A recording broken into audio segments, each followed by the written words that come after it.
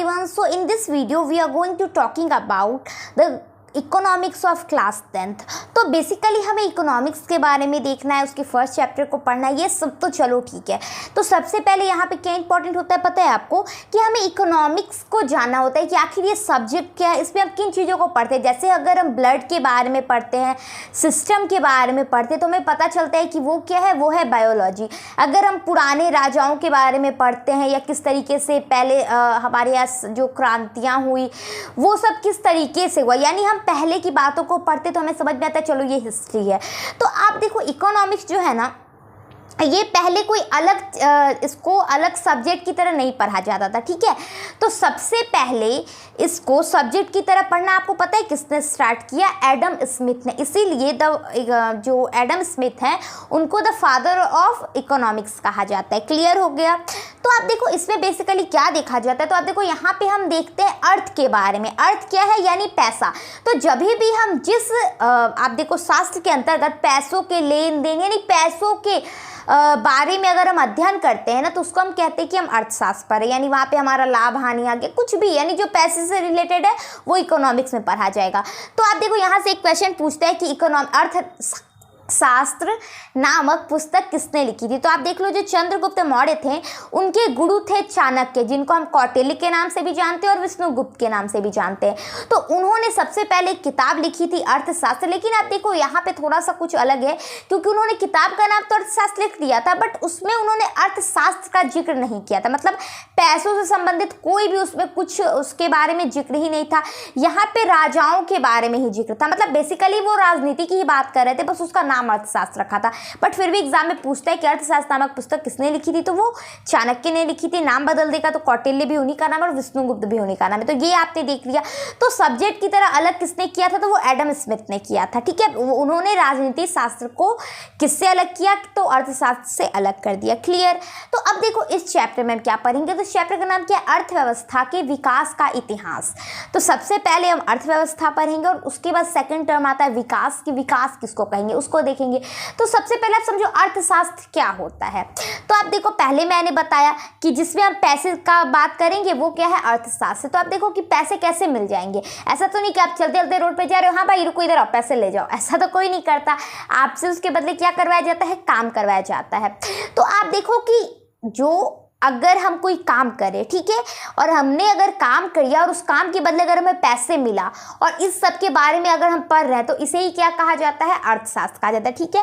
तो अर्थशास्त्र उन आर्थिक क्रियाओं का, अर्थशास्त्र सारी आर्थिक क्रियाओं का योग होता है। समझ में आ गया।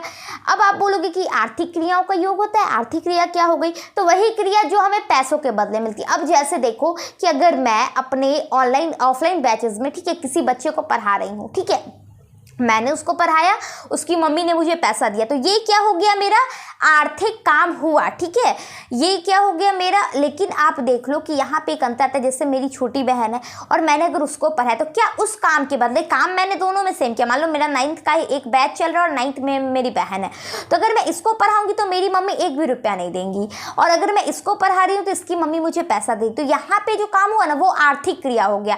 बट अगर मैंने फ्री में कोई काम किया तो वो आर्थिक क्रिया में नहीं आता। जैसे आप देखो कि अगर कोई कुक होते हैं, वो होटल में जाकर खाना बनाते हैं, तो उनको हम लोग कहते हैं कि हाँ वो कुक है, वो उनका क्या है, प्रोफेशन है, ठीक है। बट अगर आपकी मम्मी घर में खाना बनाती तो ऐसा तो नहीं कि आप उनको हर प्लेट के बदले पैसे दे रहे हो, तो वो उनकी आर्थिक क्रिया नहीं कहलाएगी। तो आर्थिक क्रिया बेसिकली उन्हें कहते हैं जहाँ पे काम के बदले हमें पैसे मिलता है। तो अब देखो जितने भी डॉक्टर, इंजीनियर, किसान, टीचर्स, ठीक है, प्रोफेसर या फिर जो भी वैज्ञानिक होते हैं, ये सारे ही क्या करते हैं, आर्थिक क्रिया कहते हैं, ठीक है। समझ में आ गया आपको। इसको आर्थिक क्रिया क्या कहा जाता है, इकोनॉमिक एक्टिविटीज कहा जाता है। यानी जो भी इकोनॉमिक एक्टिविटीज करते हैं उनको उनके काम के बदले पैसे दिया जाता है।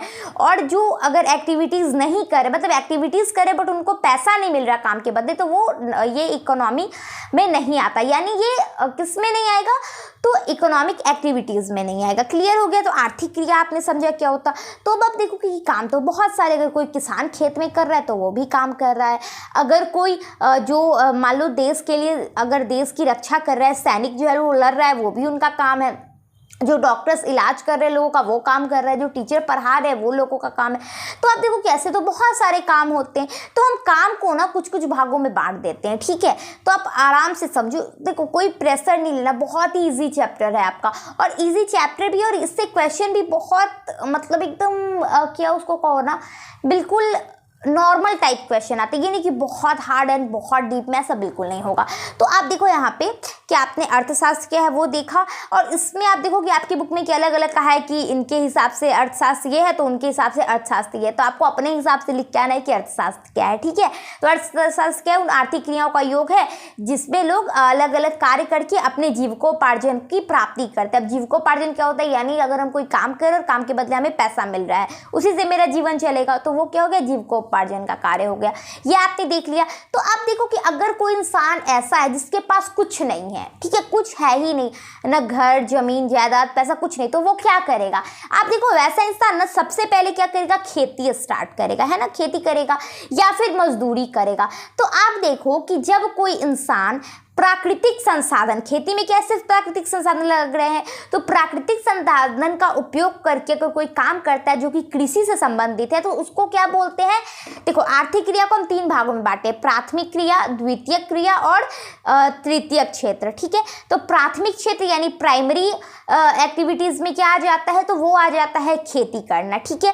जब हम खेत में कोई काम करते हैं तो वो क्या हो जाती है, मेरी प्राइमरी एक्टिविटीज हो जाती है, हमारी प्राइमरी एक्टिविटीज हो जाती है, और वहाँ सिर्फ प्राकृतिक संसाधनों का ही उपयोग करते हैं, ठीक है। अब आप देखो कि अगर कोई इंसान खेती कर रहा है, ठीक है, तो हमें क्या लगता है ना, नॉर्मली लैंग्वेज में हम देखते हैं कि खेती कर रहा है तो हमें लगता है कि सिर्फ पेड़ लगा रहा है या फिर पेड़ काट रहा है या पेड़ लगा रहा है, यही 2 काम। बट ऐसा नहीं होता। अगर कोई इंसान ना मुर्गी पालन कर रहा है, मछली पालन कर रहा है, ठीक है, और या फिर वो आप देखो अंडे के लिए कुछ कर रहा है, या फिर भेड़ पालन कर रहा है, तो मतलब जो भी इससे रिलेटेड जो भी प्राकृतिक संसाधन है उनसे रिलेटेड अगर कोई काम कर रहा है तो वो सारे ही प्राथमिक क्षेत्र में ही आएंगे, कृषि में ही आएंगे। तो समझ गए आप कि प्राथमिक क्षेत्र में सिर्फ कृषि ही नहीं, मतलब कृषि उसका नाम है बट उसमें इन सारी क्रियाओं को जोड़कर बोला गया है। प्राथमिक क्षेत्र आपने समझा। द्वितीयक क्षेत्र, अब देखो बंदा थोड़ा सा पैसा कमा लिया, खेती बाड़ी कर लिया, अब वो क्या करेगा, तो वो क्या करेगा, थोड़ा सा अपने स्टैंडर्ड को बढ़ाएगा, वो स्टार्ट करेगा बिजनेस, है ना, वो काम स्टार्ट करेगा, उद्योग लगाना स्टार्ट करेगा। तो आप देखो कि सेकंड में क्या आ जाएगा, उद्योग, यानी पहले खेती कर लिया, खेती करके पैसे कमाया, फिर वो उद्योग लगाएगा। तो अब मान लो कि ये तो डिपेंड करता है भाई कितना बड़ा किसान था, अगर बहुत बड़ा किसान होगा तो डायरेक्ट टाटा बिरला की तरह फैक्ट्री लगा देगा, अगर नॉर्मल होगा तो नॉर्मल फैक्ट्री लगाएगा। तो आप देखो कि बेसिकली उद्योग को हम कितने भागों में बांटते हैं, 3 भागों में बांटते हैं। एक होता है लघु उद्योग, जैसे आपने क्वेश्चन में देखा था लघु उत्तरीय प्रश्न, यानी छोटा सा लिखना होता है आंसर। तो लघु उद्योग में क्या होता है कि उसमें छोटा छोटा जो काम होता है, जैसे आप देखोगे, या फिर लघु नहीं, आप उसको कुटीर उद्योग भी कह सकते हो, है ना।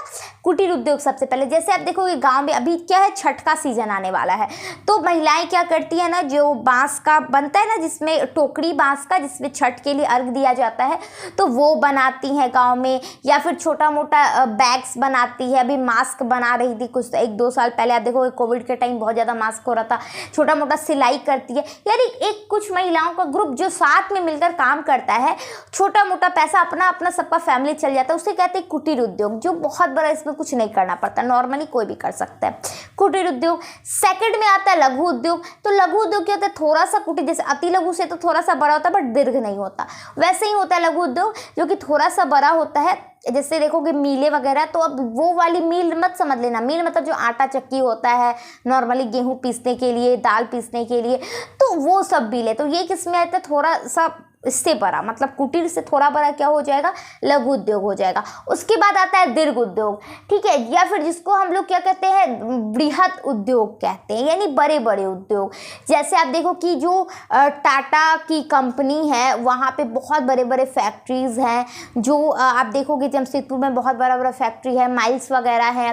फिर आप देख लो जैसे अंबानी की फैक्ट्री, अडानी की फैक्ट्री, तो ये कितनी लंबी लंबी है, कितनी बड़ी बड़ी है इनफैक्ट, तो ये क्या हो जाता है, ये वृहद उद्योग में आता है। जब हम उद्योग का क्षेत्र बहुत बड़ा होता है तो उसको वृहद क्षेत्र में रखते हैं। तो आपने देखा कि उद्योग अलग अलग टाइप्स के हो सकते हैं। ये नॉर्मली मैं आपको देखो इसमें कुछ भी पता है, ऐसा हार्ड की जो कुछ है और नहीं समझ में आया ऐसा कुछ नहीं है, ईजी है। सेकंड में आप देखो क्या होता है, थर्ड में क्या आ गया, तो थर्ड में आ जाता है हमारा सेवा क्षेत्र, ठीक है, जिसको हम लोग तृतीय क्षेत्र में रखते हैं। सेवा क्या, तो आप देखो कि जो प्राइमरी जो एक्टिविटीज़ हो गई यानी प्राथमिक क्षेत्र हो गया और जो द्वितीय क्षेत्र हो गया, इन दोनों के काम को जो आगे बढ़ाता है उसी को सेवा क्षेत्र कहते हैं। अब जैसे देखो कि मैं आपको यहाँ पर बैठ के पढ़ा रही हूँ, तो मैं क्या कर रही हूँ, एक तरीके से सेवा दे रही हूँ। तो सेवा का मतलब ये नहीं क्या कि मैं आपका पैर दबाऊंगी तो वो सेवा होगी या फिर मैं आपका खाना बनाऊंगी।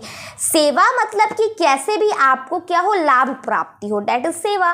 तो सेवा क्षेत्र में आप देखो जो बैंकिंग हो गया, जो टीचर्स हो गए, डॉक्टर हो गए, बाकी जितने भी मतलब उद्योग और कृषि को छोड़कर बाकी जितने भी काम आते हैं ना वो इस सेवा में आ जाते हैं। क्लियर, ठीक है। आरजे वगैरह है ना, रेडियो पे बैठे रहते हैं, आपको एंटरटेन करते हैं, रेडियो पे सुनोगे आप, या फिर यूट्यूबर्स वगैरह, ये सारे सेवा में ही आएंगे क्योंकि आपका मन बहलाने का काम कर रहे हैं, बहलाने का काम कर रहे हैं। जितने भी एक्टर्स हैं, जितने भी क्रिकेटर हैं, वो सब आपको सेवा प्रोवाइड कर रहे हैं, ठीक है। ऐसा नहीं कि आप प्रधानमंत्री सब सेवा प्रोवाइड कर रहे हैं, मतलब कि इसको सेवा कहेंगे, ठीक है।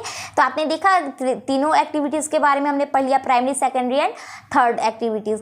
तो आप देखो यहाँ पे आपको एक चीज़ समझ में आई कि इन सभी से क्या होगा, कोई काम होगा, ठीक है, कोई प्रोडक्शन होगा। प्रोडक्शन या किसी भी चीज़, आप देखो किसी भी चीज़ को जब हम उत्पादित करते हैं ना तो उसको हम लोग कहते हैं कि हम उत्पादन कर रहे हैं यानी प्रोडक्शन कर रहे हैं।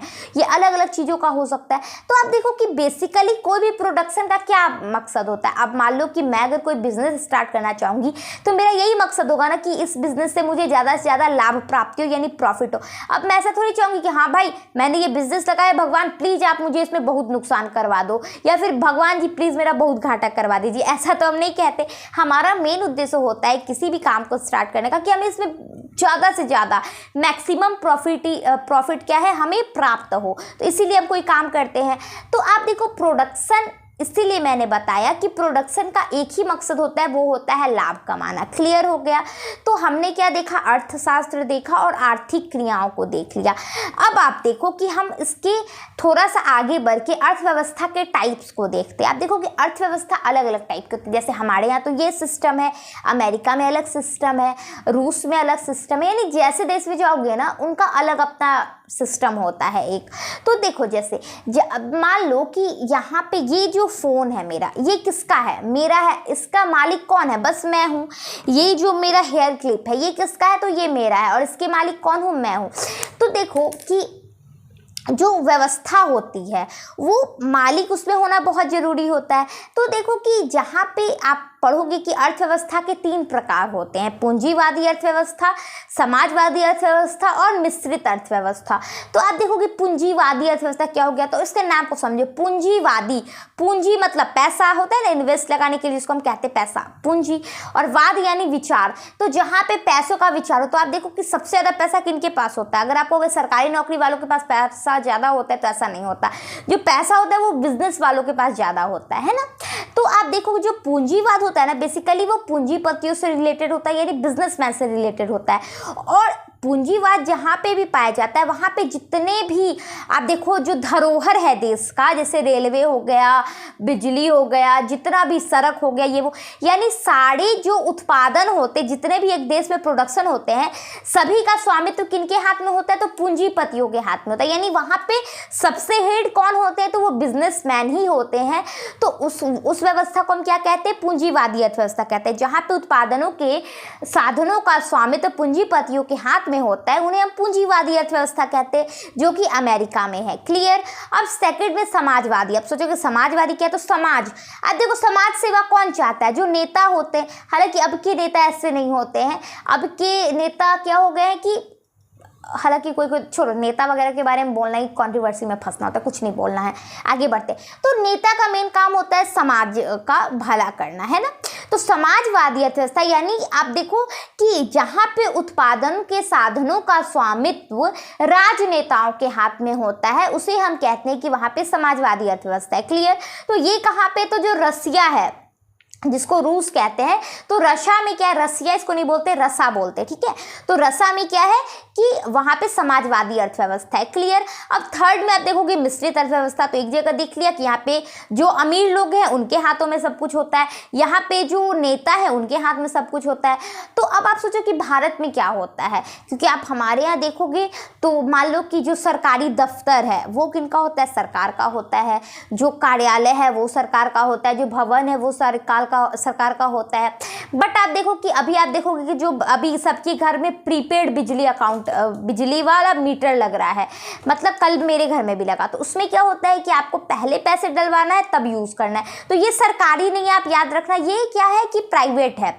उसी तरीके से आप देखोगे जो बहुत सारा सिम हम यूज़ करते हैं, एयरटेल का हो गया, वोडाफोन तो अब नहीं चलता है, एयरटेल हो गया, जियो हो गया, ये सब। वही आपने सुना होगा BSNL। तो आप देखो BSNL क्या है कि वो सरकारी है, बट बाकी जितने भी आप सिम कार्ड यूज़ करते हो वो प्राइवेट है। तो आप अपने यहाँ देखोगे कि कोई चीज़ें प्राइवेट है, कोई चीज़ें सरकारी है, अलग अलग है। तो इसे ही मिश्रित अर्थव्यवस्था कहते हैं, जहाँ पे उत्पादनों के साधनों का स्वामित्व सरकार तथा निजी व्यक्ति दोनों के हाथ में होता है। ठीक है। और इसका सबसे अच्छा उदाहरण भारत है, क्योंकि हमारे यहाँ कोई चीज़ें प्राइवेट है और कोई चीज़ें क्या है कि वो टोटली गवर्नमेंट की है, वहाँ पे किसी का कोई हस्तक्षेप नहीं है। तो ये मिश्रित अर्थव्यवस्था और एक तरीके से सही है। आप देखो एक साइड टोटली मान लो किसी एक का बनने से अच्छा है कि दो का बराबर बराबर बनो, है ना। तो डायरेक्ट पूंजीवाद अपना उतना अच्छा नहीं लगेगा, डायरेक्ट समाजवाद बना उतना नहीं। ठीक है, जिसमें जो अच्छा है वो हम ले लेते हैं, इसमें जो अच्छा है वो हम ले लेंगे, फिर इसमें भी जो अच्छा हम ले लेंगे, सबसे अच्छा अपने व्यवस्था बना लेंगे। तो इसलिए हमने मिश्रित अर्थव्यवस्था बनाया। क्लियर हो गया। क्या बात किया कि जो भी हम प्रोडक्शन के लिए कुछ भी लगाते, कोई भी काम स्टार्ट करते उत्पादन का, तो हमारा एक मकसद होता है कि हम ज़्यादा से ज़्यादा प्रॉफिट कमाएं, यानी क्या कि अपने आप को डेवलप करें, यानी विकास करें। तो आप देखो कि चैप्टर का क्या नाम था, अर्थव्यवस्था एवं विकास क्या इतिहास। ठीक है, एनसीईआरटी में अर्थव्यवस्था एवं विकास डायरेक्ट दिया हुआ है। तो आप देखो कि अर्थव्यवस्था को तो हमने समझ लिया, उसके प्रकार को देख लिया, आर्थिक क्रिया को देख लिया। अब क्या बात आ गई थी विकास की, कि आखिर डेवलपमेंट क्या है। तो आप देखो कि जितने भी क्षेत्र होते, चाहे वो प्राइमरी सेक्टर हो यानी प्राथमिक क्षेत्र, सेकेंडरी यानी द्वितीयक, और थर्ड यानी तृतीयक क्षेत्र हो, हम अगर इन तीनों क्षेत्र में अगर विकास कर चाहते हैं, ठीक है, उसके उत्पादन को अगर बढ़ाते हैं, तो यही क्या होता है, विकास होता है। यानी तीनों क्षेत्रों के उत्पादन को बढ़ाना ही क्या कहलाता है, विकास कहलाता है। अगर मान लो हमारे देश में क्या हो कि खाने की कमी नहीं हो, किसान बहुत अच्छे से काम करे, ठीक है, अगर कोई भी बिजनेस की कमी नहीं हो, लोग के पास बहुत पैसा हो, और जो भी काम आप जो जैसे अभी जाते हो ना, कोई भी नॉर्मली आप किसी भी बैंक में जाकर देखो, ठीक है, सरकारी बैंक हो चाहे प्राइवेट, किसी में भी जाकर देखो, एक दिन में अगर आपका काम हो जाए, चाहे आपको अपने बैंक में क्या करना है, 18 साल से आप देखो कि अभी क्या है कि आप लोग का बैंक तो बच्चों वाला बैंक है, तो आप उसको जब एडल्ट आप हो जाओगे, 18 साल के हो जाओगे, तो उसमें क्या एक बार वेरिफिकेशन कराना होता है। तो आप उसके लिए जाकर देख लो, 2 से 3 बार आपको कम से कम भी दौड़ना पड़ेगा, कितना भी आप अगर जल्दी काम कराना चाहो।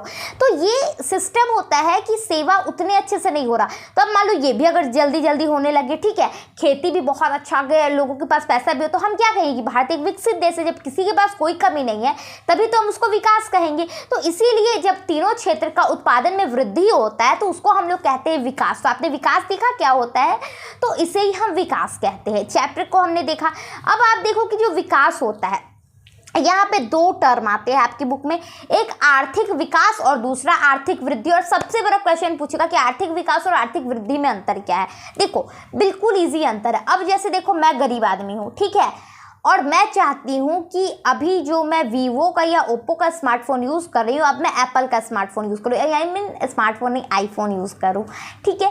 तो अब मान लो कि मेरा ये मानना है, तो मैं उसके लिए काम करूँगी। तो मैं अभी एप्पल का फ़ोन नहीं खरीदी हूँ, बट धीरे धीरे मैं अपना इनकम बढ़ा रही हूँ। तो क्या कर रही हूँ, मैं अपना विकास कर रही हूँ। तो जब कोई देश उत्पादन के साधनों का क्या करता है, लगातार विकास कर रहा होता है, ठीक है, यानी जो विकासशील देश, आप देखो कि अगर हम पैसों की दृष्टि से देखें ना, तो जितने भी देश है सबको हम 3 भागों में बांट सकते हैं। एक विकसित देश, विकसित जिसका डेवलपमेंट पूरा हो सका है, जो कि उसका जो, जैसे मैं मान रही हूँ कि मैं आईफोन खरीदूं, बट मैंने आईफोन खरीद लिया तो मेरे पास कोई कमी नहीं रहेगी। तो वैसे देश जिनके पास फिलहाल कोई कमी नहीं है, वो बिल्कुल अपने आप में परफेक्ट है, उनको विकसित देश कहते हैं, जिसमें अमेरिका, फ्रांस, रूस, ये सारे ही विकसित देश में आते हैं। सेकेंड टाइप के वैसे देश होते हैं ना, जो अभी विकसित तो नहीं हुए बट वो बहुत जल्दी विकसित की कैटेगरीज में आएगी, यानी वो लगातार विकास करते आ रहे हैं, जैसे भारत हो गया, चाइना हो गया, ये सब क्या है कि विकासशील देश है। और थर्ड में आते हैं अविकसित देश, जैसे अफ्रीका में आप देखोगे, अफ्रीका हो गया, और बहुत सारे ऐसे देश हैं जिनका भी विकास हुआ ही नहीं। पाकिस्तान देख लो, नहीं बोलना चाहिए बट तो ऐसे देश क्या हो जाएंगे ना, अविकसित देश कहलाते हैं, जिसने अपना डेवलपमेंट नहीं कंप्लीट किया है। जो डेवलपमेंट कंप्लीट किया वो डेवलपमेंट के लिए कोई काम तक नहीं कर रहे, तो उनको क्या कहेंगे, अविकसित देश कहेंगे। तो ऐसे में आप देखो जो आर्थिक विकास टर्म है ना, ये विकासशील देशों के लिए यूज होता है। क्यों? क्योंकि वो तो अभी विकास कर रहे हैं, हमारे आपकी तरह वो अभी विकास कर रहे हैं। तो उसको क्या, तो आर्थिक विकास की वैसी प्रक्रिया जिसमें विकासशील देश भाग लेते हैं और वहाँ पे उत्पादनों का जो साधन है, उत्पादन क्या हो रहा है, लगातार बढ़ते जाता है, उसको हम क्या कहते हैं, आर्थिक विकास कहते हैं। क्लियर हो गया। और सेकंड में आता है आर्थिक वृद्धि, यानी वृद्धि कर चुके हैं, कंप्लीट हो गया, मैंने आईफोन खरीद लिया, ठीक है, तो ये क्या कह रहा है कि आर्थिक देश। तो अब ये कौन करेगा, ये तो विकसित देश करेगा, क्योंकि जो विकासशील है वो कैसे वृद्धि कर लेगा, नहीं करेगा। मत तो वो क्या हो जाएंगे कि वो आर्थिक वृद्धि उनके लिए हम यूज करते हैं जो कि विकसित देश है, और विकासशील देशों के लिए हम आर्थिक विकास टर्म का यूज करते हैं। तो आपको दोनों चीजें समझ में आ गई कि आर्थिक विकास क्या होता है और आर्थिक ये क्या होता है। जब उत्पादन का जो क्या होता है कि उत्पादन के जितने भी साधन होते हैं उसको हम एक एक करके अगर बढ़ाते जाते हैं, डेट इज आर्थिक विकास। और अगर हमने बढ़ा लिया उसके बावजूद हम काम करते जा रहे हैं तो वो क्या हो गया, आर्थिक वृद्धि। जैसे आपको जो यूट्यूबर है ना, जिनको अभी लगता है कि हाँ यूट्यूबर बनाइए, वो आप देखो आपको अच्छे समझ में आएगा। जैसे एक होता है ना क्राइटेरिया यूट्यूब पर, आपको 1K subscriber and 4K watch time चाहिए आपको वीडियो का, तब आपका चैनल मोनेटाइज होगा। तो जब आप ये काम कर रहे होते हो ना, तो आप क्या कहलाओगे कि आपने विकास कर रहा है, तो उसको आर्थिक विकास कहेंगे। बट जब आपने ये करके अपने को मोनेटाइज तो कर दिया, तो आप क्या कहलाओगे, और उसके बाद भी आप चाहते हो कि नहीं मैं और फेमस हूँ, ये तो क्राइटेरिया पूरा है, बट अभी मुझे बहुत ऊपर जाना है, तब जो आप आगे काम करोगे ना वो वृद्धि कहलाएगी, क्योंकि आपने क्राइटेरिया पूरा कर लिया, बस अब आप अपने आप में वृद्धि ला रहे हो। और ये जो अभी आप क्राइटेरिया पूरा कर रहे हो तो ये विकास होता है। तो बहुत अच्छे से मैंने समझा दिया मुझे लगता है। तो आपने आर्थिक विकास और आर्थिक वृद्धि भी अच्छे से समझ लिया। उसके बाद टॉपिक है मौद्रिक विकास। मौद्रिक यानी मुद्रा, जिसको हम पैसा कहते हैं, चाहे वो नोट हो या सिक्का, उसको मौद्रिक करते हैं और मौद्रिक विकास की बात करते हैं। तो आप देखो कि अब क्या होता है ना, अगर हमें कुछ चाहिए होता है तो हम डायरेक्ट जाते हैं, हाँ भैया पैसे लो और मुझे दे दो जो भी चाहिए। मान लो हेयर बैंड खरीदने गया, क्लचर खरीदने गया, ड्रेस खरीदने गया, तो हम डायरेक्ट आपको क्या करेंगे, उनको क्या करते कि पैसे देते, खरीद लेते। बट पहले के टाइम में आपको पता है ऐसा नहीं होता था। पहले के टाइम में क्या होता था ना, वस्तु विनिमय प्रणाली चलती थी। वस्तु मतलब सामान और विनिमय मतलब आदान प्रदान। जैसे अगर मुझे कुछ लेना, मान लो मेरे को कपड़ा लेना है और किसी बंदे को क्या चाहिए कि गेहूँ चाहिए, और मेरे पास गेहूँ है और उसके पास कपड़ा है, तो मैं क्या करूँगी, चलो भैया आप ये ले लो और वो मुझे दे दो। जैसे घर में नॉर्मली आप देखोगे जब नॉनवेज बनता है तो होता है ना, कोई बहन को या फिर भाई को अलग जो पीसे है वो पसंद आता है, किसी को अलग, कहते हैं अच्छा कोई बहन तुम हमको देना, हम तुमको दे देंगे, कहते हैं ना, ऐसे घर में सब बच्चे करते होंगे। या फिर कोई की सब्जी, मान लो पनीर मैं नहीं खाती हूँ, पनीर मशरूम की, तो चलो मशरूम तुम मुझे दे देना, पनीर मैं तुमको दे दूंगी। ऐसा हमेशा होता है बचपन में, ठीक है, भाई बहनों के बीच में। तो ये आप देखो कि इसी तरीके से ये तो हम लोग शौक से कर रहे हैं, बट पहले ये मजबूरी होती थी क्योंकि पैसा ही नहीं था, आपको सामान के बदले ही सामान लेना देना पड़ता था। तो उसको वस्तु विनिमय प्रणाली कहते हैं। वैसे प्रणाली को जिसमें हम किसी सामान के बदले दूसरे सामान का आदान प्रदान करते हैं, वो हो गई वस्तु विनिमय प्रणाली। सेकंड आप देखो कि उसके बाद लोगों ने डेवलप किया, उसके बाद उन्होंने मुद्रा। अब देखो इसमें बहुत तकलीफ होता था। जैसे क्या तकलीफ, मतलब कि परेशानी होता था, तकलीफ ऐसे दर्द हो जाता था, मतलब परेशानी होता था। जैसे आप देखो हमें अभी मान लो अभी हम लोग सीतामढ़ी में हैं, सब कुछ अच्छा चल रहा है, 5 साल के बाद हम बहुत अमीर हो जाएंगे। अब सोचेंगे अरे यार सीतामढ़ी छोटा मोटा शहर है, हमें अब मुंबई में जाके बसना है, तो हम क्या करेंगे, यहाँ से सारी प्रॉपर्टी बेचेंगे, पैसे लेंगे, जाएंगे मुंबई में वापस से फ्लैट करके वहाँ पे रहना स्टार्ट कर देंगे। बट पहले क्या होता था, मान लो कि हमने क्या किया कि पैसा तो है नहीं, तो यहाँ का ज़मीन किसको देंगे, आसपास की तो ज़मीन, तो ऐसा नहीं कि उठा के कोई ले जाएगा। तो ऐसे में ना लोग अपनी जगह को छोड़कर बाहर नहीं जा सकते थे, और अगर गए तो ये ज़मीन छोड़ना ही पड़ता था, मतलब इसका पैसा कोई थोड़ी देने वाला, आप चले गए तो इसको कोई और यूज़ कर लेगा। तो ये होता था, उस पर सामान कैरी नहीं कर पाते थे। या फिर आप देखो सबसे बड़ी दुविधा क्या होती थी कि मान लो कि मुझे कपड़ा बेचना है और बदले में मुझे गेहूँ चाहिए। सामने वाले को कपड़ा तो चाहिए बट उसको क्या है बेचना है, तो उसको गेहूँ नहीं बेच के वो बेच रहा है अंडा। अब मुझे तो अंडा लेना नहीं, तो क्या हम लोग कभी आपस में लेन देन कर पाएंगे? नहीं, क्योंकि मेरी अलग डिमांड है, उसकी अलग डिमांड है, तो कभी हमारे बीच ऐसा नहीं होगा। तो ये प्रॉब्लम हो जाती थी ना कि लोगों का जो क्या होता था कि पसंद अलग अलग होता था, जिस वजह से इसमें बहुत परेशानी, उस पर लोगों ने अपना विकास किया और वो मुद्रा छापना स्टार्ट किए।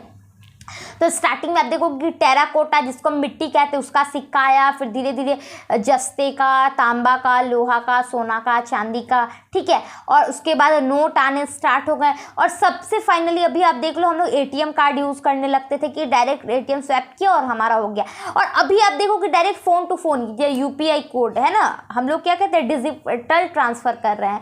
तो ये तो और भी ज़्यादा एडवांस हो गया है। तो क्या है कि हम धीरे धीरे लगातार अपना आपको विकास करें, तो यही मौद्रिक प्रणाली के अंतर्गत आता है। तो आपने समझ लिया कि मौद्रिक प्रणाली क्या होती है, ये वो। तो आप देखो यहाँ से एक क्वेश्चन बस पूछेगा ऑब्जेक्टिव में कि एटीएम का फुल फॉर्म क्या होता है। तो एटीएम का फुल फॉर्म क्या होता है, ऑटोमेटिक टेलर मशीन, ठीक है, जिसको हम लोग स्वचालित टेलर मशीन कहा जाता है हिंदी में, ठीक है। तो एटीएम का क्या काम होता है कि वो 24/7, अच्छा 24/7 आपने बहुत सारे गानों में सुना होगा, बहुत ज़्यादा मूवी में होता है वर्ड, आपको समझ पता है ना कि 24/7 क्या होता है। 24 यानी जो 24 घंटा होता है, और 7 यानी सप्ताह के 7 दिन, यानी बेसिकली हम हमेशा को कहते हैं कि हाँ 24/7 मैं तुम्हारी केयर करूँगा, तो मतलब कि ज़िंदगी भर मैं तुम्हारी केयर करूँगा, ठीक है। तो 24/7 ये जो एटीएम होता है ये खुला रहता है हमारे आपकी सुविधा के लिए। आप दिन में जाओ, रात में जाओ, जब चाहो उसमें पैसे डाल सकते हो, जब चाहो पैसे निकाल सकते हो। उसी तरीके से डेबिट कार्ड आता है, क्रेडिट कार्ड आता है। तो क्रेडिट का तो नाम ही है क्रेडिट, जो कि क्रेडिट बनाने पर ही मिलता है। जैसे आप देखो क्रेडिट कार्ड में क्या होता है, जैसे मान लो कि मैं हमेशा अपने रेगुलर अपने बैंक को एक्टिव रखती हूँ, हमेशा पैसे डालती हूँ, पैसे निकालती हूँ, ठीक है। और मेरे अकाउंट में क्या है कि 20,000 रुपये है, क्लियर।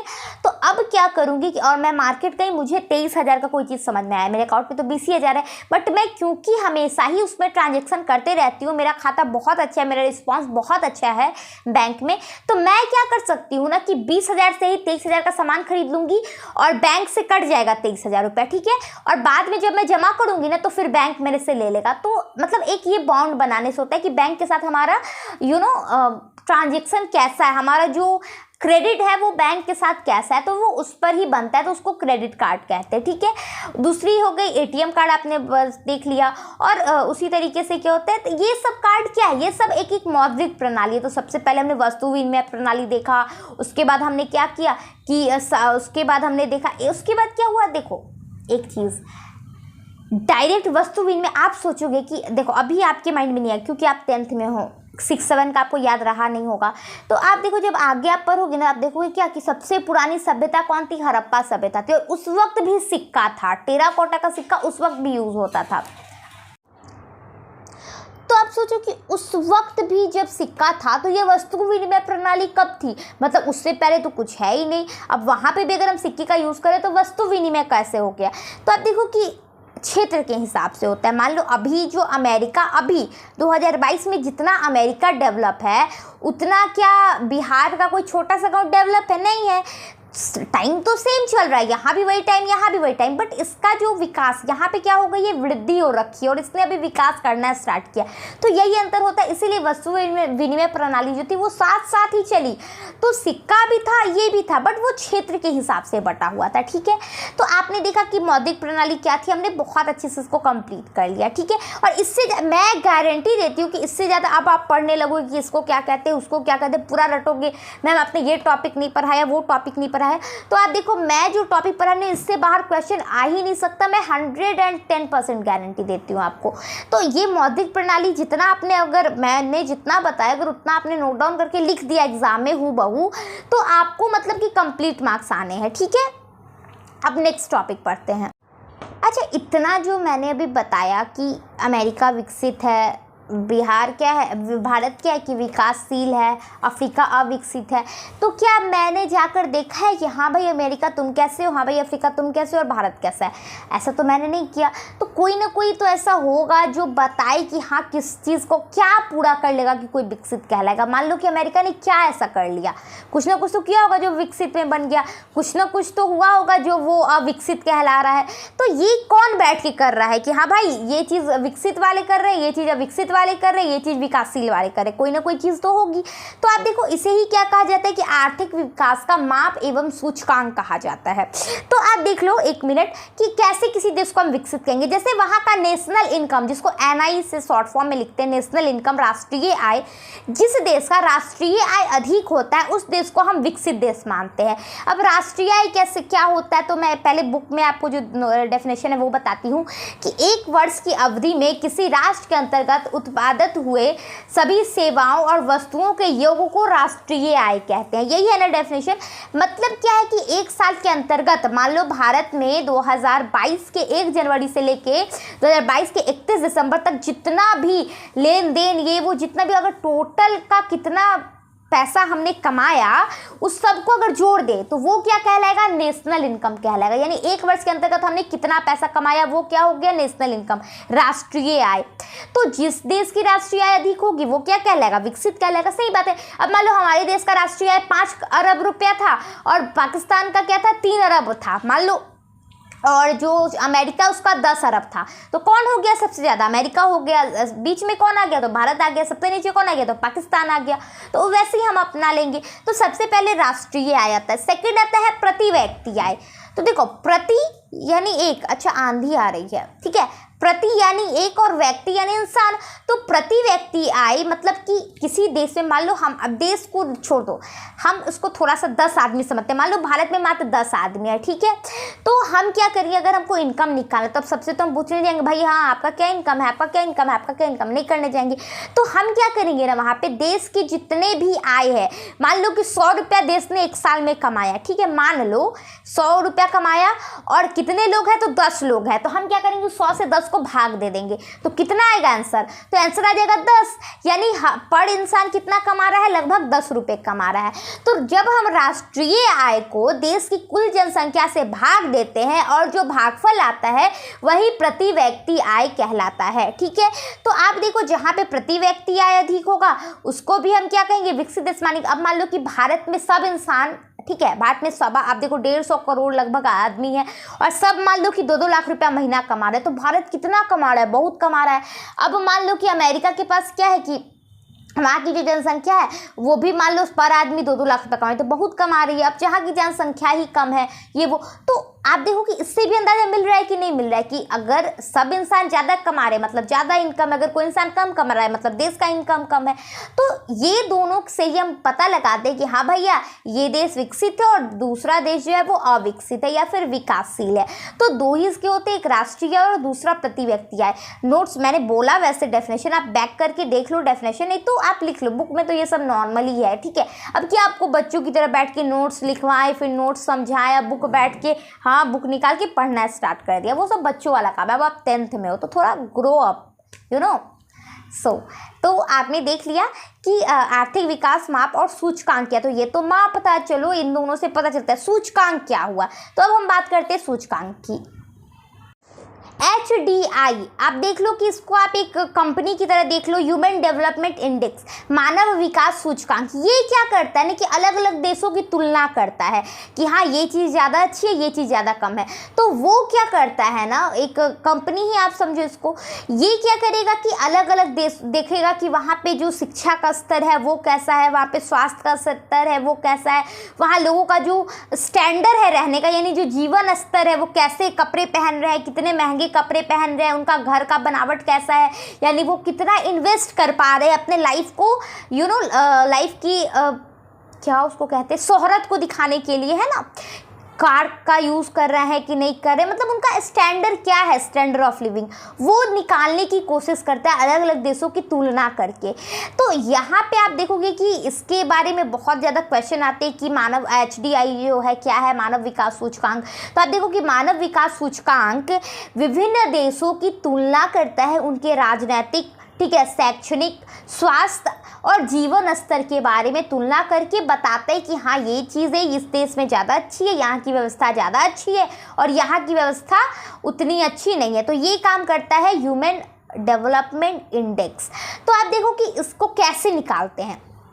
तो इसका आप एक फॉर्मूला होता है कि HDI इक्वल टू, और 3 दिया होता है। एक होता है जीवन आशा प्रत्याशा, यानी वो क्या करते हैं कि जीवन आशा, अब मान लो आपकी क्या आशा है, मेरी तो यही आशा है कि एक अच्छा खासा बंगलो हो, उसके अंदर 4-5 बड़ी बड़ी गाड़ियाँ हो, बैंक में अच्छा खासा पैसा भरा हो, मतलब मेरे मोबाइल नंबर से मिलता जुलता 10 डिजिट का बैंक बैलेंस हो, और क्या हो, बहुत अच्छे अच्छे कपड़े हो, बहुत अच्छे अच्छे शूज़ हो, बहुत घड़ी हो, बहुत महंगे महंगे परफ्यूम जो आते हैं वो हो। तो ये क्या है कि मेरी आशा है, और अगर मैं इसको पूरा कर लेती हूँ तो क्या मैं अमीर इंसान नहीं कहलाऊंगी? कहलाऊंगी, क्योंकि अमीर इंसान के होने के लिए यही सब तो चाहिए, दुनिया के अकॉर्डिंग यही सब तो चाहिए। तो ये सब क्या हो जाएगी, हमारे जीवन की आशा हो गई। दूसरा हमारा शैक्षणिक स्तर, मैं कितना पढ़ी। अब मान लो इतना सब कुछ एक मतलब नर्सरी के बच्चा को सारा चीज़ करके नर्सरी के बच्चा को दे दो, क्या वो इतना सोच पाएगा कि इसको कैसे यूटिलाइज करना है, क्या करना है, नहीं करना है? वो नहीं कर पाएगा, है ना। क्यों? क्योंकि उसका शैक्षणिक स्तर उसको हमने उस लेवल की नहीं दिया कि वो इस चीज़ों को संभाल पाए। अब मान लो कोई 7th क्लास में फेल हुआ है, उस बच्चे को हम बना दे देश का राष्ट्रपति, देश डुबाएगा और क्या करेगा वो? नहीं, क्योंकि उसने उतना पढ़ा ही नहीं है। तो एक यहाँ पे शैक्षणिक स्तर आता है। तो पहला वो आशा को जोड़ता है, जीवन आशा को, और दूसरा यहाँ पे आप देख लो, मैंने इसका नाम एक्चुअली बोर्ड पे नीचे लिख लिया, थोड़ा हिंदी में टर्म ज़्यादा हो जाता है। उसमें शिक्षा प्राप्ति सूचकांक, और दूसरा है कि जीवन स्तर सूचकांक। वही मैंने बताया कि स्टैंडर्ड ऑफ लिविंग क्या होता है, और यही तीनों को मिला क्या हो जाता है, HDI कंप्लीट होता है। और इसी सूचकांक के जरिए हम क्या कहते हैं, ये अंदाज़ा लगाते हैं कि कौन देश किस लेवल पे, यानी विकास है, विकसित है, विकास अविकसित है, ये HDI का काम होता है। ये आपने देख लिया, ठीक है। तो ये एक चीज़ ये जो है ये सिर्फ एक देश की नहीं होती, ये ग्लोबल लेवल पे काम कर रही है। आप देख रहे हो ना, वो अमेरिका में भी काम कर रही है, चाहे वो अफ्रीका का कोई देश हो वहाँ पे भी काम कर रही है, एशियन कंट्री में भी काम कर रही है, यानी वो ग्लोबल लेवल पे काम कर रही है, ठीक है, HDI। अब वैसे ही आप देखोगे भारत का भी कुछ अपना होगा, तो अब हम भारत का जो कुछ अपना है उसकी बात करते हैं।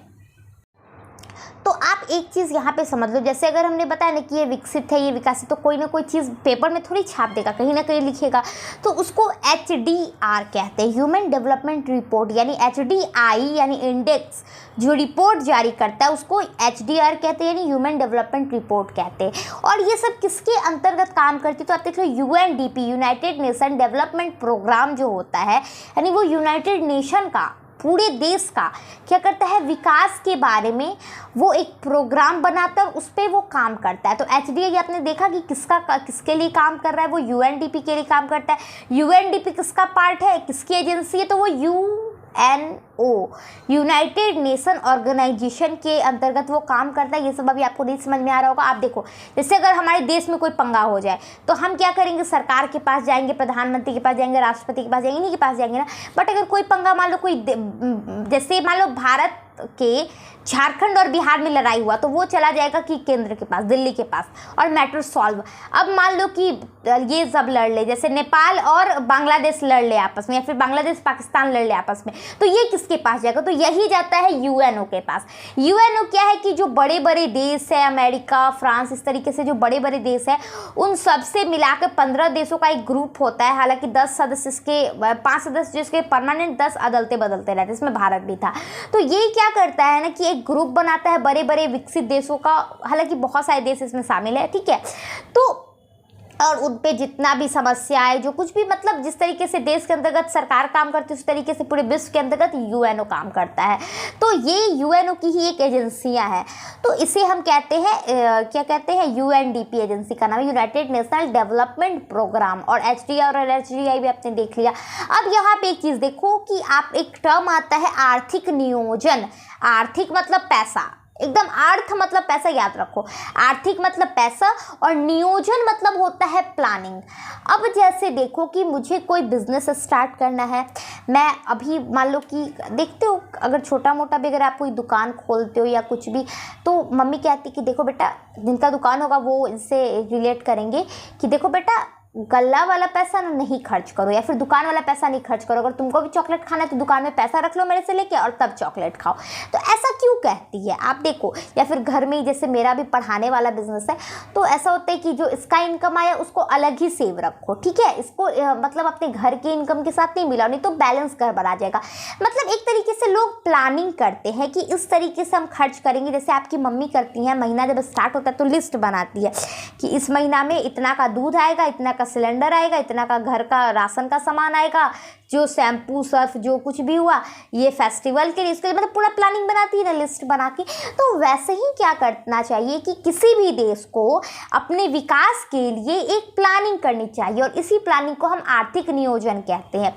तो हमारे देश में भी आर्थिक नियोजन किया जाता है कि जैसे आप देखोगे कि यहाँ पे जैसे पंचवर्षीय योजना, ये क्या होती थी कि इसमें क्या किया जाता था, पंचवर्षीय नाम है 5 वर्ष के लिए, तो 5 वर्ष के लिए कोई भी एक क्षेत्र को ले लिया, मान लो कृषि, तो 5 वर्ष के लिए एकदम कहते हैं ना लग भिड़ के कृषि पे ध्यान देकर कृषि को बहुत अच्छे से डेवलप करना है, कृषि के क्षेत्र को।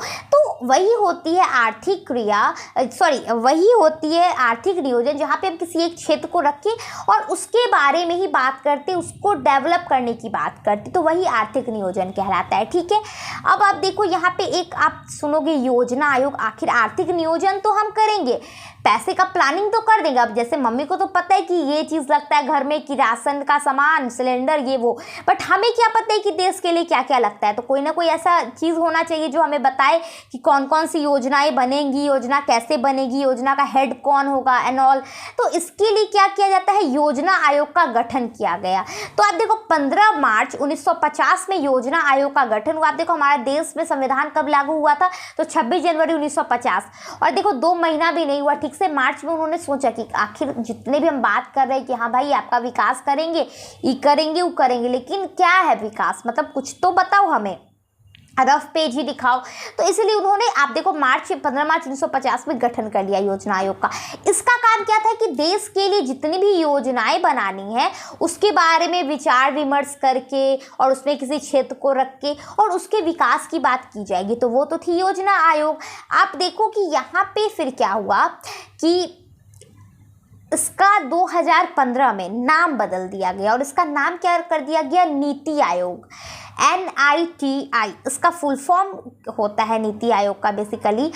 तो आप देखो कि नीति आयोग का नाम बदल दिया गया, योजना आयोग का नाम बदल दिया गया नीति आयोग। ठीक है, और ये क्या करता है ना कि वही काम कर रहा है। तो आप देखो कि सबसे पहले इसका मेन काम यही होता है कि वो योजनाओं को बनाता है, एक एक चीज़ को रखता है। मैं उतनी देर से बोल रही हूँ, तो कोई ना कोई अंदर उसका मेन होना चाहिए कि हाँ मैं उसका मतलब क्या बॉस होना चाहिए। तो आप देखो कि ये जो योजना आयोग है चाहे ये नीति आयोग है, दोनों का बॉस कौन होता है तो पता है, देश के प्रधानमंत्री। जैसे अगर अभी प्रधानमंत्री नरेंद्र मोदी जी हैं तो वही होंगे हेड, अगर वो बदल गए कोई और आया तो वही होगी, या फिर इससे पहले जो थे मनमोहन सिंह वो थे इसके हेड। यानी जो भी देश के प्रधानमंत्री होते हैं वो योजना आयोग के मतलब क्या उसको कहते हैं, अरे मालिक होते हैं भाई। ठीक है, मालिक होते हैं। और योजना आयोग का नाम 2015 में नरेंद्र मोदी ने बदलकर नीति आयोग रख दिया। तो हम इसके बारे में डीप में चर्चा करते हैं कि क्या थी योजना आयोग और क्या थी नीति आयोग। ठीक है, national institute of transforming India, नीति का फुल फॉर्म अभी मैंने बताया ना, इसका फुल फॉर्म होता है तो मैं बताना भूल गई थी। तो national institute of transforming India यानी क्या है, देश अभी बदल रहा है। देखो भारत क्या बदल रहा है, विकास लगातार विकास कर रहा है और बहुत जल्दी हम विकसित देश की कैटेगरी में आ जाएंगे। तो यहाँ पे जो ट्रांसफॉर्मिंग हो रहा है इसीलिए इसका नाम नीति आयोग रखा गया। देखो कितना सोच के रखा है, ऐसे नहीं कि नीति बना रही है तो नीति आयोग, नहीं, इसका भी एक अपना मीनिंग है। दूसरी बात आप देखो कि चलो सरकार तो अपना काम कर रही है। देखो कि सरकार के 3 स्तंभ होते हैं, विधायिका, कार्यपालिका, न्यायपालिका। इसका मेन काम होता है कि जितनी भी समस्याएं हैं उसको कानूनी स्तर पे सॉल्व करना, यही होता है ना।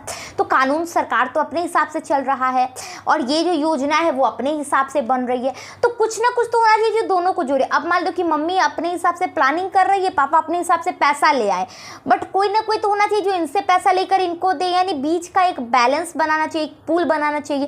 तो आप देखो कि यहाँ पे क्या होता है, विकास परिषद जो होता है, ठीक है, राष्ट्रीय विकास परिषद, नेशनल डेवलपमेंट काउंसिल, ये काम करता है कि जो इन दोनों के बीच में बैलेंस बनाने का काम करता है। आपने समझ लिया कि बैलेंस कैसे बनता है, तो वो इसी के जरिए बनता है, नेशनल डेवलपमेंट काउंसिल के जरिए। तो अब आप बात आएगी कि इसका गठन कब हुआ था। तो इसका गठन क्या हुआ था, तो 6 अगस्त 1952 में हुआ था। 1 मिनट रुक जाओ, कॉल आ रहा है मेरे एक स्टूडेंट का, ठीक है। रुको क्या, मतलब कि मैं इसको पॉज कर रही हूँ, फिर से बनाती हूँ।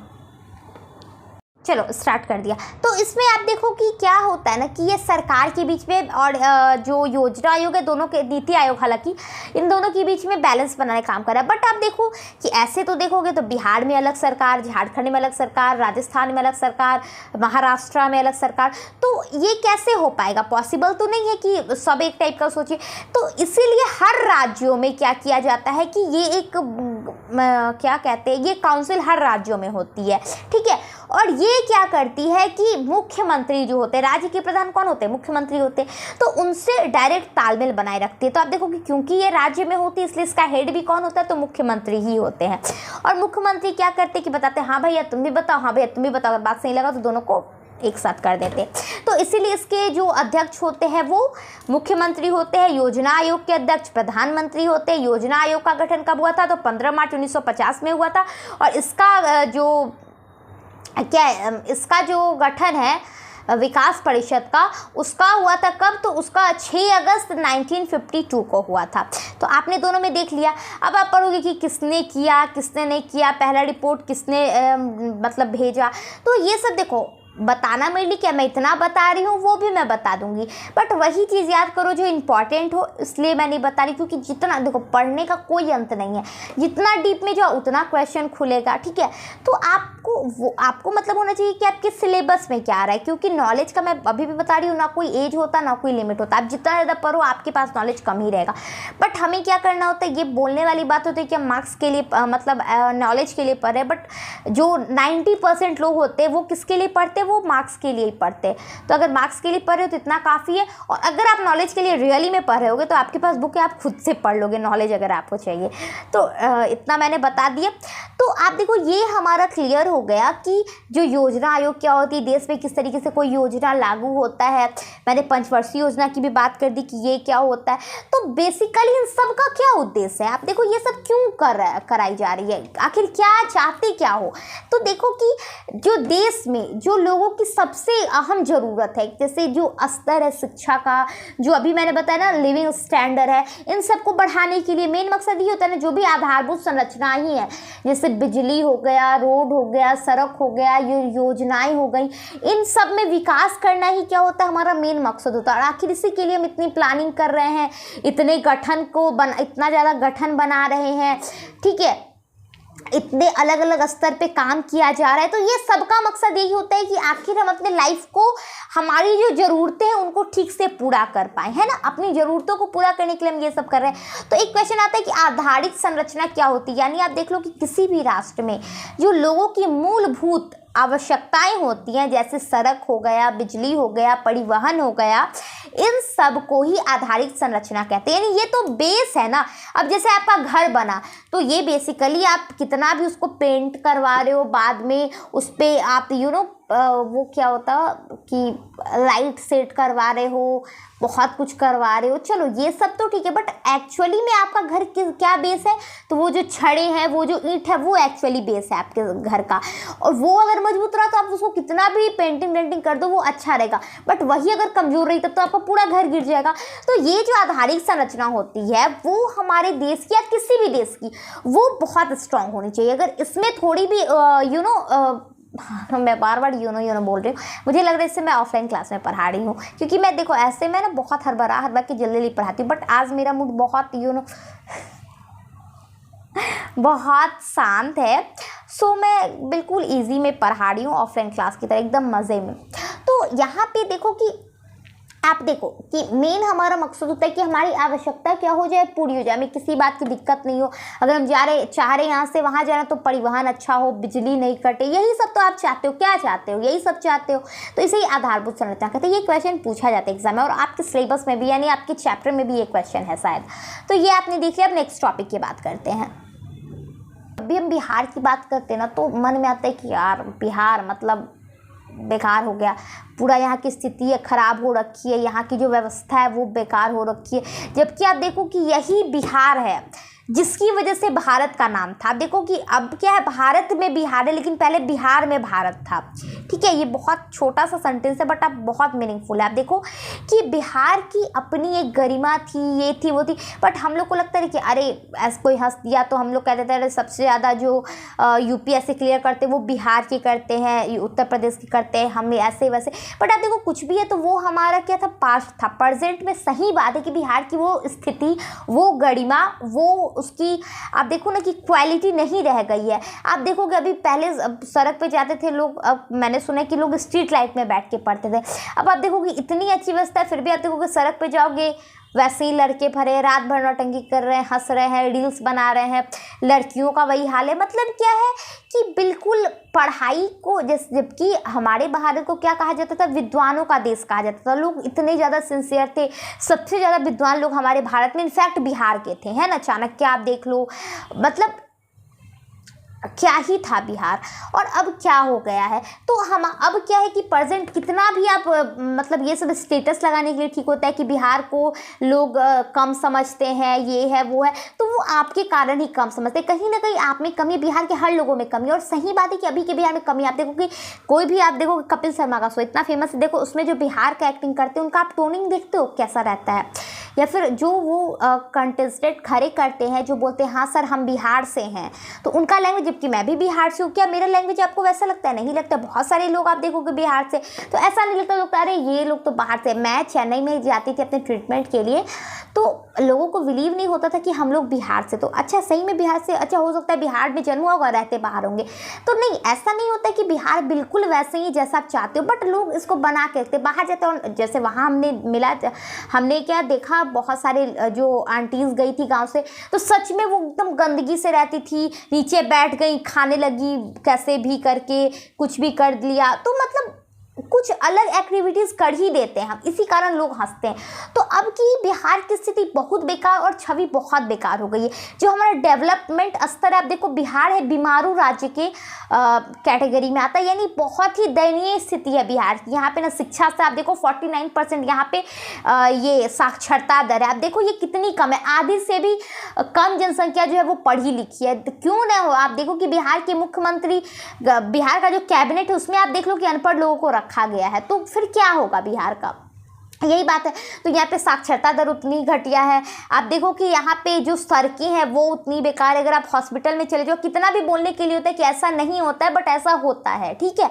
आप ट्रीटमेंट के लिए चले जाओ, वही हाल रहेगा। आप सरकारी स्कूल में चले जाओ, वही हाल रहेगा। वहाँ सरकारी स्कूल में पता है जब ये आएगा कोई चेक करने के लिए, तो कॉल आएगा, अच्छा मैम हम लोग आ रहे हैं चेकिंग करने। तो जब आपको कॉल करके चेकिंग करने जाना है, तो आप चेकिंग करने क्यों जा रहे हो? फिर नहीं जो डायरेक्ट बोले कि हाँ भाई हमको आना था, आप पैसा मेरे बैंक में ट्रांसफ़र कर दो, लेकिन नहीं। तो आप देखो कि सिस्टम सच में खराब है, ठीक है। और इसके लिए हमें क्या करना होगा ना कि उसके अगेंस्ट में बात करनी होगी ये, बट हमारा जो यूथ है ना उसका इन सब बात पे ध्यान नहीं। उनका ध्यान है कि फॉलोअर्स कैसे बढ़ाएं, ये कैसे करें, वो कैसे, दुनिया जहान का बहुत सारा फिक्र है उनको, बट एक्चुअल में बिहार की स्थिति या फिर देश की स्थिति को सुधारने के लिए उनका बिल्कुल ध्यान नहीं जा रहा। और ये आप देखो कि यही वजह है कि हमारी स्थिति खराब है। इसका दोष किसी और में नहीं है, ना सरकार में ना कोई में, बस आप लोगों में, हम लोगों में ही कमी है। तो देखो कि बिहार की स्थिति आप देखो बहुत गंदी। यहाँ पे आप देखो कि जनसंख्या बहुत तेजी से बढ़ी। अब पढ़ा लिखा आदमी नहीं है, क्या करेगा? तो वहाँ पे क्या जनसंख्या बढ़ा रहा है, क्या करेगा? जनसंख्या बढ़ा रहा है। दूसरी बात क्या करेगा वहाँ पे कि आप देखो यहाँ पे लिखा हुआ, बुक में मैं पढ़ के बताती हूँ, यहाँ पे आधारित संरचना का अभाव है, यानी जो बिजली, परिवहन, सड़क, ये सब क्या है, ये सब खराब है। उसके बाद क्या है कि यहाँ पे कृषि पर निर्भरता है। यहाँ लोग उतने ज़्यादा, क्योंकि पढ़ोगे ही नहीं तो पैसा कहाँ से आएगा? अब आप बोलोगे ऐसा नहीं होता, अंबानी जो थे वो कहाँ उतने पढ़े लिखे थे, फिर भी वो पैसा कमा रहे, तो वो एक ही एक्सेप्शनल आपके पास एग्जाम्पल है। बट एक्चुअल में बताओ जो लोग नहीं पढ़ते वो क्या कर लेते? कुछ नहीं कर पाते हैं, ठीक है।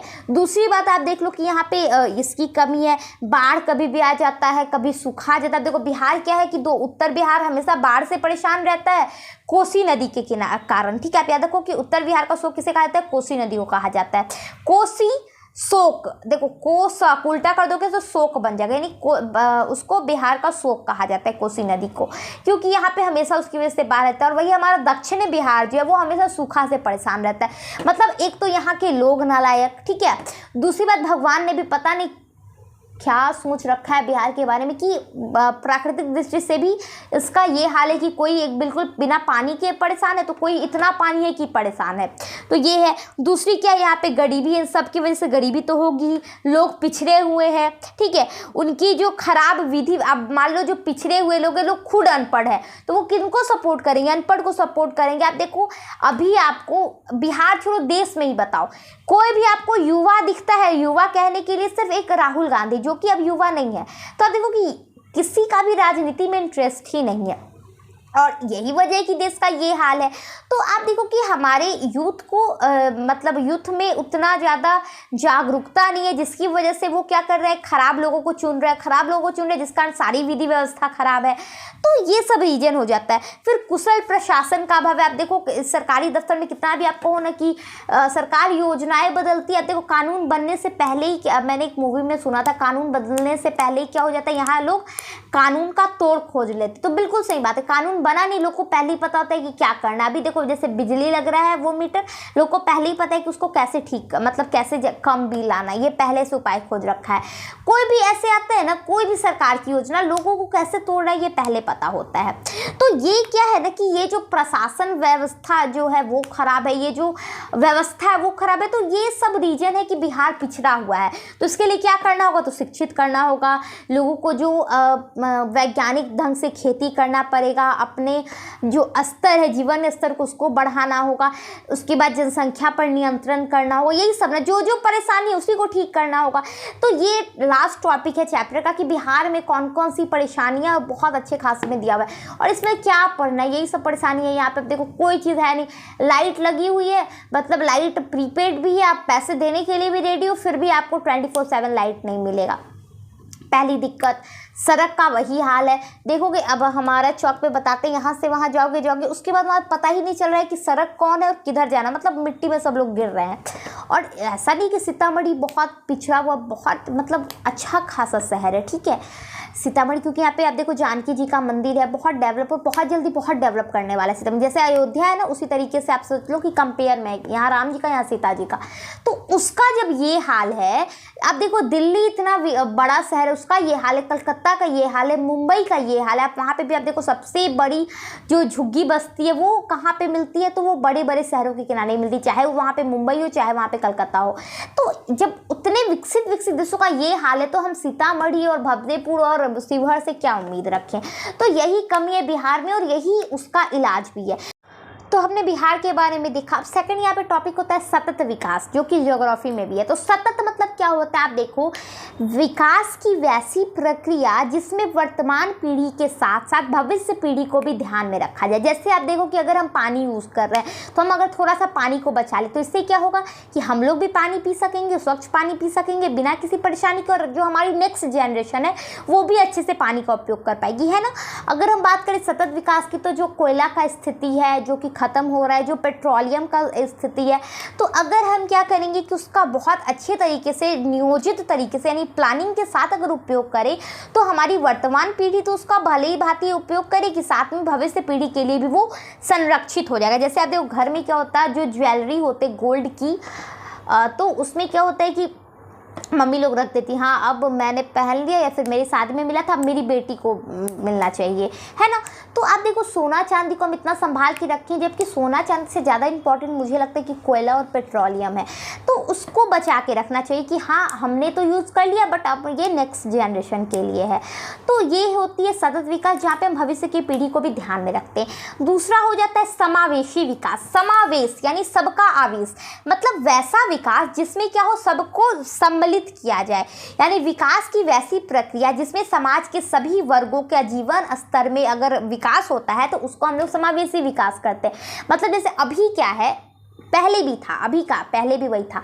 जैसे जो राजा थे बहुत डेवलप थे, उनकी फैमिली विकसित थी, अच्छा खासा उनका लाइफ स्टैंडर्ड ऑफ लिविंग था, ठीक है, अच्छा खासा लाइफ चल रहा था एकदम मज़े में। उसके बाद जो अमीर लोग थे, जो राजा से रिलेटेड थे, उनके दरबान थे, उनके मतलब दरबार में काम करते थे, वो भी विकसित थे, जो पंडित थे वो भी विकसित थे। बट जो दूसरी कैटेगरी जिसमें मजदूर आते थे, जिसमें माली आते थे, जिसमें उन अलग अलग मतलब मजदूरी करने वाले लोग आते थे, तो उनकी स्थिति क्या थी, खराब थी। वैसे ही आप देख लो कि अभी भी क्या है कि जो पूंजीपति लोग हैं, बिजनेसमैन लोग हैं, या फिर जो नेताओं के बेटे हैं, आप देखो कि उनको कभी आपने देखा है कि हाँ इस चीज़ का दुख है, बहुत स्ट्रगल किया। कोई भी नेता का बेटा बता दो कि हाँ वो यूपीएससी क्रैक कर लिया हो, कभी हो ही नहीं सकता, क्योंकि उसके पास इतना पैसा होता है कि उसको ज़रूरत ही नहीं पड़ती कि वो किसी, उनके लिए तो मामूली स्याही है, तो किसी मामूली सी जॉब के लिए वो प्रैक्टिस करे। तो ये उनका क्या है कि अभी भी हमारा समाज क्या है कि दो भागों में बटा ही हुआ है। तो एक ऐसे लाइफ जो स्ट्रगल तो बहुत कर रहे हैं बट उनको उतना प्राप्त नहीं हो रहा है, और दूसरा वैसे लोग हैं जो नाम मात्र का स्ट्रगल कर रहे हैं लेकिन प्राप्त तो उनको इतना कुछ है कि क्या बताएं। तो ये गलत है। तो समावेशी विकास वैसा विकास होता है ना जहाँ पे सब विकास हो, यानी जो सोनार है वो भी विकास करे, जो हलवाई है वो भी विकास करे, जो राजपूत है वो भी विकास करे, और जो ब्राह्मण है वो भी विकास करे। मतलब कि समाज का कोई भी वर्ग उस विकास से अछूता नहीं हो। अगर शिक्षा स्तर बढ़े तो सब लोग पढ़े, अगर स्वास्थ्य की बात हो तो सब लोगों का अच्छे से इलाज हो, मतलब कि किसी में भेदभाव नहीं हो और सभी वर्ग का इलाज हो। तो यही समावेशी इलाज होता है, ठीक है। और ये टॉपिक का लास्ट वीडियो था, ये चैप्टर का लास्ट टॉपिक था, और हमारा वीडियो यहाँ पे कंप्लीट हो जाता है। और मैं होप करती हूँ कि आपको बहुत अच्छे से आपको समझ में आएगा। मैंने बहुत पेशेंस के साथ और आराम से आपको पढ़ाया है, तो आपको समझ में आएगा। अगर आपको कोई भी टॉपिक लग रहा है ना कि ये चीज़ नहीं समझ में आ रही, तो आप हमसे आराम से पूछ सकते हो, कमेंट करके पूछ लो, मैं प्रॉपर वीडियो बना दूँगी उस टॉपिक पर। और बस पढ़ो, मैं क्या बोलूँ ना, मैं लाइक के लिए कभी बोलती हूँ ना, सब्सक्राइब के लिए ना शेयर के लिए, क्योंकि वो तो वैसे भी जो आना होता है वो तो आएगा ही। तो ऐसे में बस आप पढ़ो। अगर आप रिजल्ट ले आते, जैसे लास्ट ईयर का रिजल्ट हमारा बहुत अच्छा था, और वो जो बच्चा था वो ऑनलाइन पढ़ा था। बेसिकली आप ये देखो कि ऑनलाइन थोड़ा, वैसे बाद में वो आया था ऑफलाइन में, बट स्टार्टिंग में वो ऑनलाइन ही पढ़ा था। तो उसके बाद उसने इतना अच्छा, बिहार बोर्ड में देखो उसका CBSE में उसने लास्ट ईयर एग्ज़ाम दिया था, तो CBSE में उसका कितना परसेंट आया था, 96% आया था, जो कि बहुत अच्छा है। बट CBSE में क्या होता है कि मार्क्स वैसे भी ज़्यादा आते हैं ना, तो वो, बट बिहार बोर्ड में भी आप देखो कि उसका 84% आया था, जो कि बहुत ज़्यादा है। और मैथ में आप देखो 94, मतलब सारे में ही बहुत अच्छा था। तो ये बिहार बोर्ड के लिए, और एक CBSE का बच्चा जब बिहार बोर्ड का एग्ज़ाम दे रहा तब वो इतने मार्क्स ला रहा है, मतलब बहुत बड़ी बात है। तो मैं चाहती हूँ कि आप लोग भी वैसा करो। अभी हमने क्या पढ़ा, अगर शिक्षा बढ़ेगा ना, सारी प्रॉब्लम्स अपने आप खत्म हो जाएंगे। अब आप शिक्षित हो, मान लो आप पढ़े लिखो, आप कभी चाहोगे कि हाँ हमको 10 गो बच्चा हो जाए। आपको पता है कि भाई एक बच्चे का हमको खर्च उठाने के लिए इतना मेहनत करना पड़ता है, 10 को कहाँ से अच्छे से पढ़ा पाएंगे, नहीं पढ़ा पाएंगे। तो जब आप पढ़े लिखे हो तो आपके पास ये दिमाग है, आप ये सोच सकोगे। जो अनपढ़ है वो क्या सोचेंगे, नहीं सोचेंगे। तो शिक्षा देखो, चंदन सर है जिन्होंने मेरा पोस्ट किया था सीतामढ़ी पेज पे, तो वो मैं बहुत अच्छा वो लिखते हैं इनफैक्ट। तो आप देखो उन्होंने एक बार किसी इंटरव्यू में बोल रहे थे वो कि शिक्षा वह शेरनी का दूध है जिसे जो पीता है वो दहाड़ता है। तो बहुत सही लगा मुझे वो लाइन, और बहुत सही बात है। तो वही, बस शिक्षित हो, पढ़ो, ठीक है। वीडियो को बंद करते, बाय बाय, टेक केयर।